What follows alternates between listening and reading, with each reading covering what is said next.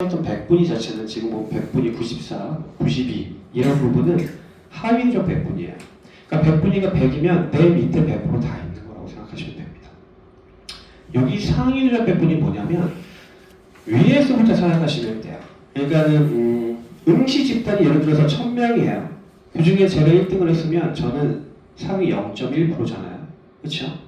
우리나라 대학에 사실 지금 뭐 보니까 다 통합해서 저는 메디컬을 가고 싶어요. 그럼 우리나라에서 가장 높은 메디컬은 서울대 의대. 서울대 의대가 한 명을 뽑는다. 그럼 당연히 저는 서울대 의대를 지원하겠죠. 그럼 저는 0.1% 서울대 의대 합격. 아, 서울대 의대의 상위적 배분은 0.1이다 이렇게 생각하시면 돼요. 그러니까 한마디로 현재 모집 응시 집단과 관연도 입결 그리고 대학 모집의 인원들, 대학의 서열 이렇게 따져서 저희들이 얘기하는 이 상위적 배분위를 아시면 될 것 같습니다. 그래서 이 상위적 배분위 쉽게 말씀드리면 자연계 기준으로요 약 15% 정도가 올 3등급 한 중하 정도 돼요. 그러면 15% 정도면 3등급 중간 정도 딱 되면 인서울권 갈 수 있습니다. 물론 대학의 반영 비율은 좀 다르겠지만 평균적으로 15%만 갈 수 있어요. 15%면은 인서울권도 가능하면서 인서울권 안에 있는 국민, 숭실, 세종 가장 하부 라인, 그다음에 좀 항공대까지도 하부 라인. 항공대 AA 융합 정도가 아마 한 15%, 14% 정도 됩니다. 그 정도 라인 잡히고요. 인문계 기준으로는 약 한 11% 이상 올라가셔야지 국민, 숭실, 세종, 이 하단부 맨 제일 낮은 한 발을 담가볼 수 있다. 정시에서. 근데 말씀드렸던 이 상위적 배분위보다는 대학별로 환산하는 환산 점수에 따른 입투수 환산 누백을 보시는 게 제일 좋아요. 그래서 그 부분은 나중에라도 우리 친구들이 계속 입투수를 다니게 된다면 아마 평촌정서를 다니게 된다면 아마 여기서 직접적으로 입시 컨설팅이나 이런 부분이 다 진행될 수 있으니까 그렇게 보시면 되고요. 자, 이제 변환 표준 점수라고 해서 이게 조금 웃겨요. 왜냐하면 우리가 이제 작년부터 지금 우리 반 친구들도 되게 고민을 많이 했어요. 뭐냐면 선생님 자연계에 가려고 하는데 지금 현재 탐구, 과탐, 응시 집단이 점점 줄어드니까 작년 기준으로 지구과학이 15,000명이 줄고 생명과학이 19,000명이 줄고 그다음에 화학도 14,000명, 15,000명 줄었단 말이에요.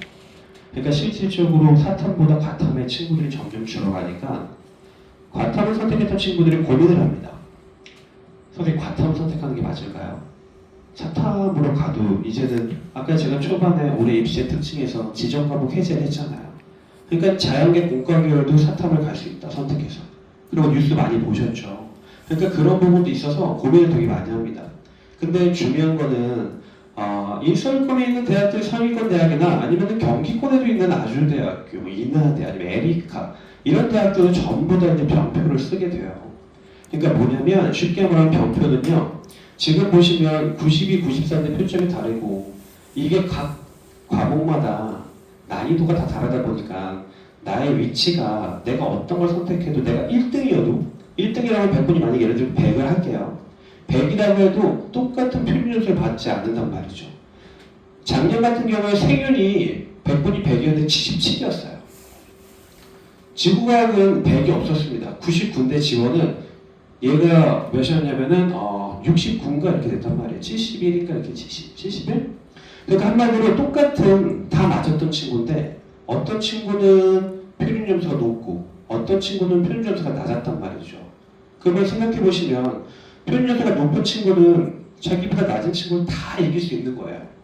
근데 대학에서는 이렇게 한 거죠.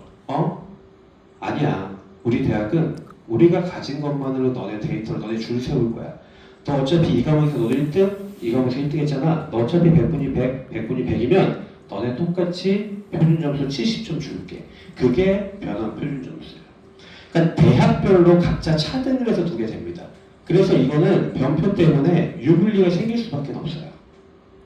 그래서 우리 친구들이 만약에 정시에서 어느 대학을 쓸 때 나의 탐구 점수의 변표를 어떻게 적용하에 따라서 합불이 결정되기도 합니다. 그래서 이 부분은요. 예전 같은 경우는 사탐과 과탐의 난이도에 따라서 사탐 변표 따로, 과탐 변표 따로. 그래서 똑같이 100분이 100부터 쫙 했을 때 점수가 달랐어요. 근데 이제 작년부터 거의 대다수의 대학들이 사과탐 통합변표를 쓰게 됩니다. 그러니까 한마디로 사탐이든 과탐이든 똑같은 백분이면 똑같은 점수를 준다는 거예요. 그래서 이것 때문에 많은 친구들이 과탐을 굳이 꼭 해야 될 것인가? 근데 지금 현재 그냥 단순히 변표를 적용하게 되면 사탐을 선택하는 게 조금 더 유리할 수 있습니다. 하지만 제가 아까 말씀드렸던 정시 이 PPT 마지막 자료의 가산점 부분을 생각한다면 그냥 중요한 건 자연계를 선택하기 위해서 미적과 기하 그리고 과탐을 선택하는 게 가장 낫고요. 그냥 인문계 가시려면 인문계가 아니라 자연계가 아닌 본인의 자연계 뜻이 없다라고 하면 그냥 수학은 아무거나 선택해도 상관없을 것 같고 사탐을 선택해도 괜찮습니다. 그래서 이 선택이라는 부분 때문에 이 변표가 조금 중요하게 적용을 받거든요. 그래서 이 부분도 나중에 한번 확인해 보실 필요성이 꼭 있어요. 그래서 대학 개별 발표고 있었죠. 보정 점수라고. 있는 그대로를 하는 게 아닙니다. 근데 몇몇 대학들은 이 표준 점수를 있는 그대로 바로 써요. 가장 유명한 대학이 서울대죠. 서울대는 이거 쓰지 않습니다. 서울대는 이거 그냥 쓰는 거예요. 다만 자연계 일부과에서는 서울대 같은 경우는 자연계열의 원투 이 조합에 있어서 가산점이 따로 있죠. 그래서 그 부분도 있기 때문에 그런 것들을 좀 대학에 좀 차이점을 한번 생각해 보실 필요성이 있어요. 자, 여기 이제 대입전형 처음 이제 수시, 정시 관련된 부분 좀 말씀드리겠습니다. 올해 9월에 이제 처음으로 수시 모집이 들어가게 되죠. 수시 모집은 학생부 교과, 종합, 논술, 그다음에 실기, 실적 전형, 우리가 흔히 알고 있는 뭐 SW 전형 같은 거예요. 그래서 뭐 SW 예를 들어서 한양대 고등학교 때 실적으로 약간 좀 소프트나 이쪽으로 어느 대회 나가서 수상 경력이 있다, 한 2개 정도 있다 생각하시면 뭐 한양대나 경희대 그쪽으로 해서 실적 전형을 쓰는 것도 괜찮습니다. 근데 이 부분은 어차피 좀 번외로 갈게요. 왜냐면 주력은 어차피 우리 친구들한테 이 부분을 좀 생각해야 되는 거고 실제로 실기 실적 전형은 그렇게 많이 뽑지 않기 때문에 자, 올해 12월에 처음으로 정시 모집을 들어가게 됩니다.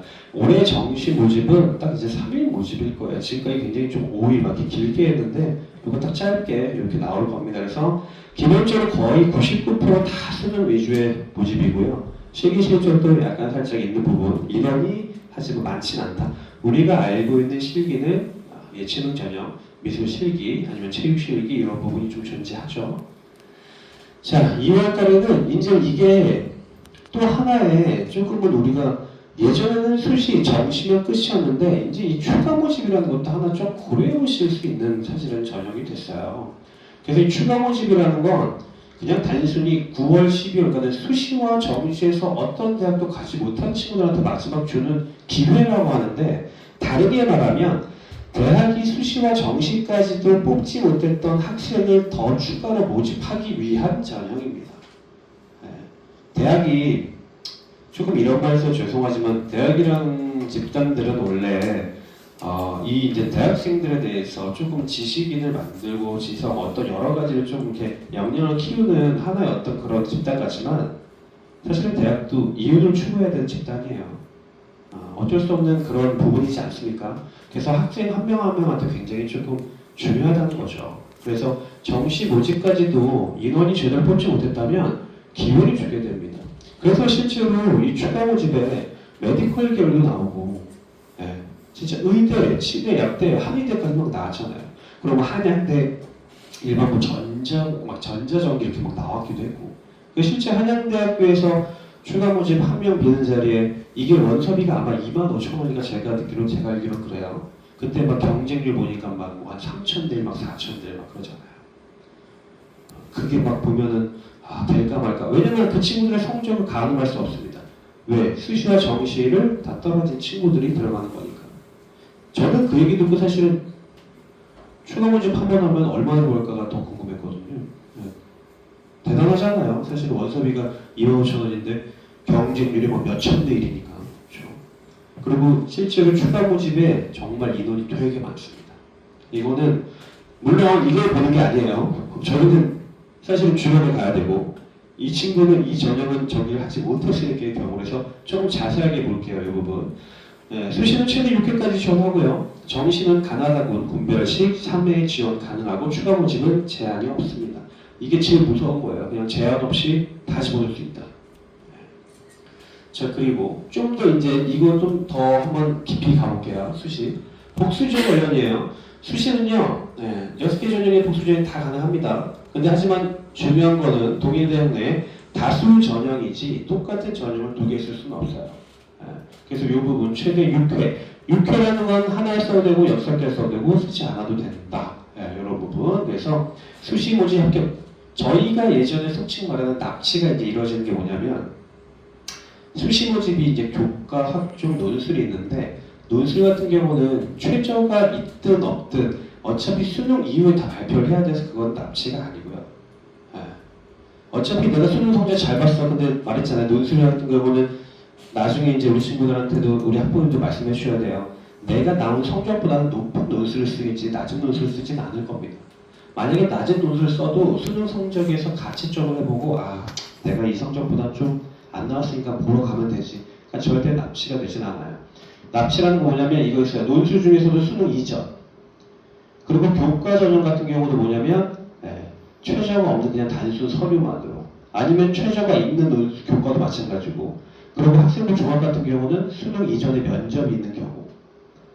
그러니까 학생부 종합에서는 1차, 2차 단계별 이제 이 인원을 뽑습니다. 그러면은 1차에서 뭐 5배수, 4배수 뽑고 2차 면접을 보는데 그래서 우리 학생들한테 수시에서 적어도 너는 보험적으로 한번 이걸 들어봐 라고 할 수 있는 건 뭐냐면 면접이 수능 이후에 있는 녀석이 보험이 될 수 있는 거예요. 왜냐하면 1차에서 내가 5배수, 4배수로 합격을 하면 합격통을 받는단 말이죠. 어차피 수능 이후에 면접이면 그 면접 제가 안 봐도 정시로 가면 되는 거예요. 근데 수능 이전에 이대 같은 경우는 이대 교과가 면접이 있습니다. 그래서 이대 교과도 수능 이전이에요. 그럼 이 친구는 교과 보고 만약에 면접 보고 최저 없이 면접 합격했어요. 그러면은 정시에서 5등급을 받아도 정시를 못 써요. 그냥 오로지 수시로 가야 되는 거죠. 그래서 수시 납치라는 건 무조건 수능 이전에 행해져야 되는 부분이 있다. 이 부분도 좀 생각해 주셔야 되고요.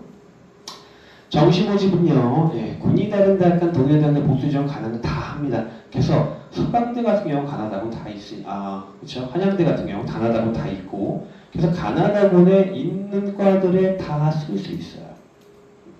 이 부분.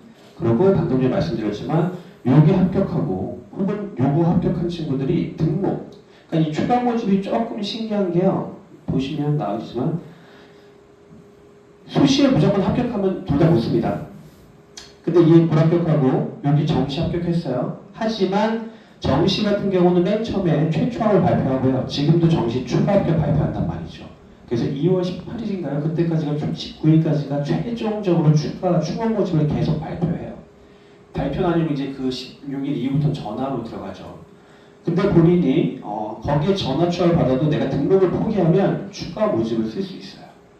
그러니까 정시 합격을 해도 내가 추가 등원, 충원 모집 이전까지 등록을 포기해버리면 추가 모집을 쓸 수 있다. 그래서 이 부분은 사실은 저는 그래요. 고려하지 말자. 우리는 여기서 끝내야 된다. 그게 가장 맞는 거잖아요. 아무것도 모르는 정말로 데이터가 없는 추가 모집을 바라볼 필요는 없지만 근데 다만 써놓은 이유가